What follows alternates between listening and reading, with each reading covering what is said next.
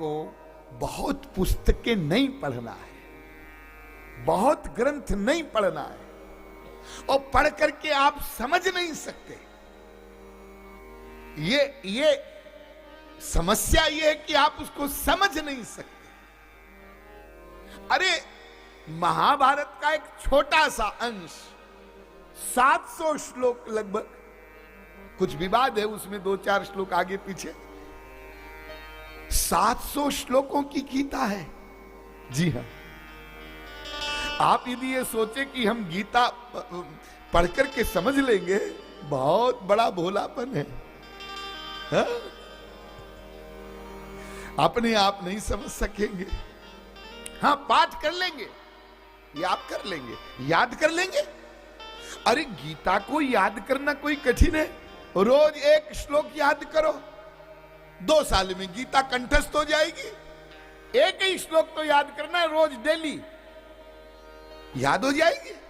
और कई ऐसे लोग हमने देखे हैं जो धारा प्रवाह पूरी गीता को बोलते हैं, पूरी गीता कंठस्थ है। ऐसी ऐसी माताओं को हमने देखा है। एक तो हमने देखा, प्रत्यक्ष तो नहीं देखा है, लेकिन हम एक कथा देख रहे थे टीवी पर, तो वो लगभग 70 वर्ष की आयु की माता जी होंगी, और वो महात्मा जो कथा कह रहे थे, ये माता जी हैं, प्रणाम करो, इनको पूरी गीता कंठस्थ है। और फिर वो महात्मा जी बोले, हाँ माता जी, 4 अध्याय का 10वां श्लोक, और माता जी खड़ी होकर झट से श्लोक बोल दे। हाँ? याद बच्चे भी कर लेते हैं, गीता को पढ़ाया जाए याद कर लेते हैं। अब बोल रहे, सर्वधर्मान परित्यज्य मामेकं शरणं व्रज, अहं त्वां सर्व पापेभ्यो मोक्षयिष्यामि मा शुचः। बोल रहे, मतलब क्या है इस श्लोक का? ये नहीं मालूम क्या मतलब है। इसलिए उन ग्रंथों को पढ़ करके हम समझ लें, ये नहीं हो सकता। चाहे कोई ग्रंथ हो, चाहे रामचरितमानस ही क्यों ना हो।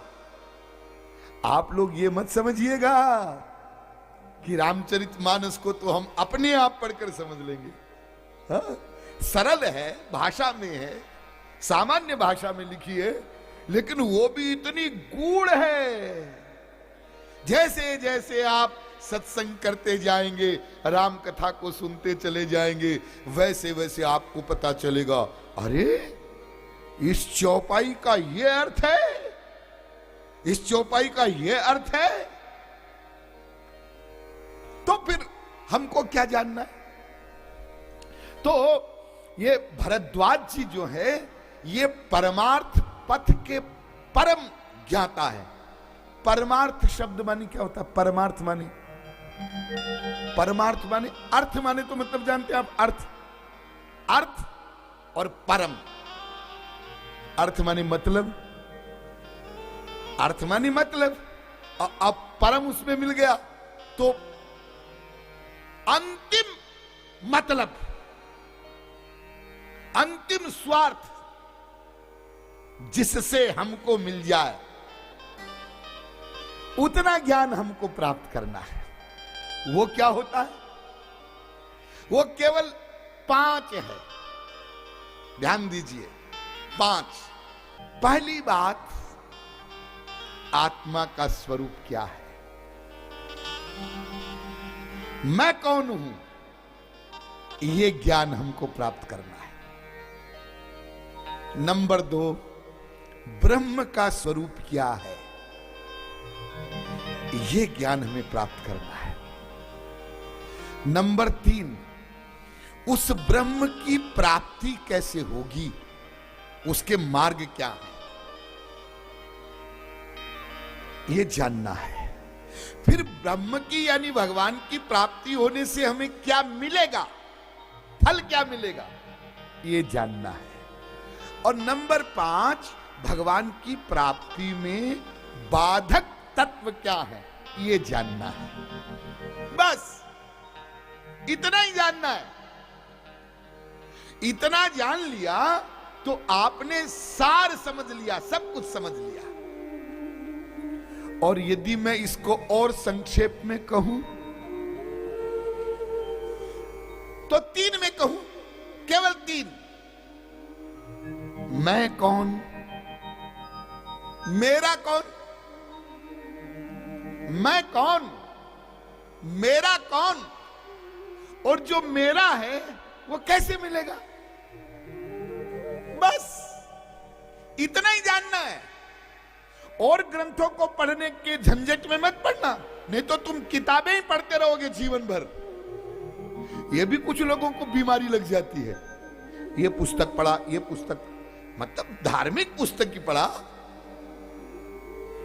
और एक बात बताऊंगा आपको, देखो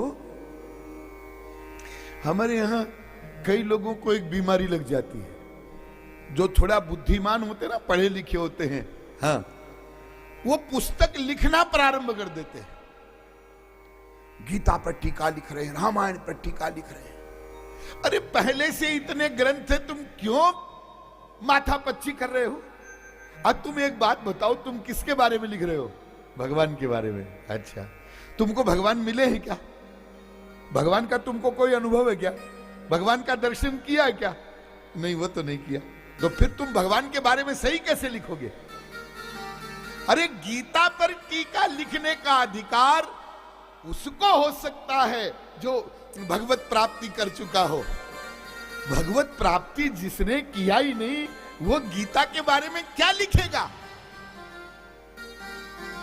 और इतनी सारी टीकाएं महापुरुषों ने लिखी है, तो तुम क्यों ये बीमारी मोल ले रहे हो कि हम भी लिखेंगे गीता पर टीका? क्या आवश्यकता है इसकी?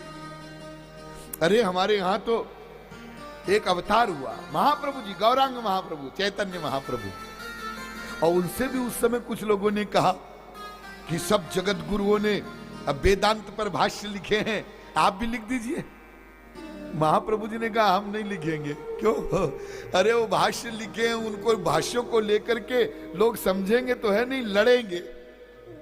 इसलिए जगत गुरुओं के जो भाष्य लिखे हुए हैं, आदि जगत गुरु शंकराचार्य, आदि जगत गुरु रामानुजाचार्य, आदि जगत गुरु निम्बार्काचार्य, आदि जगत गुरु माधवाचार्य, इन सब के भाष्यों को पढ़ करके और पूरा पूरा तो समझते नहीं है लोग, और वो झगड़ा करने लग जाते हैं, हमारा सिद्धांत सही है, तुम्हारा सिद्धांत गलत है।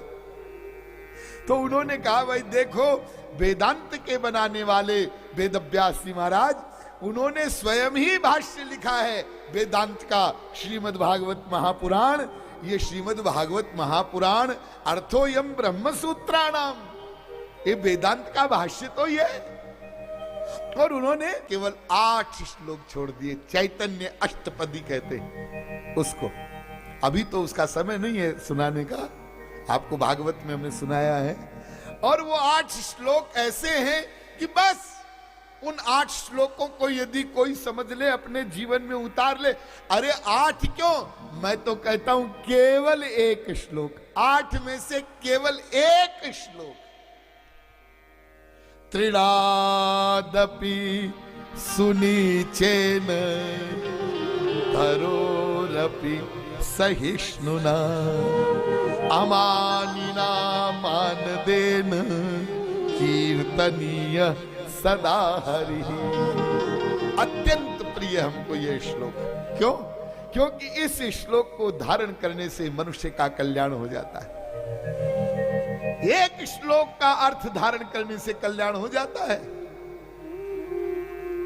क्या अर्थ है? तृण से भी बढ़ करके दीन भाव हो, तिनके पर पैर रखिए दब जाता है, उठाइए उठ जाता है, ऐसा दैन्य। भक्ति देवी दीनता के सिंहासन पर ही बैठती है। इसलिए तृणादपि सुनीचेन और तरोरपि सहिष्णुना, वृक्ष से भी बढ़कर के सहिष्णु भाव हो। वृक्ष को आप पत्थर मारिए तो फल देता है। और अमानिना मान देन, सबको मान देवे लेकिन स्वयं सम्मान न चाहे। दूसरा सम्माननीय नहीं है तो भी मान देवे, और स्वयं सम्माननीय है तो भी मानना चाहे। ये 3 बातें हृदय में धारण करते हुए कीर्तनीय सदा हरि, और फिर हरि नाम संकीर्तन करे। बस और कुछ नहीं करना है।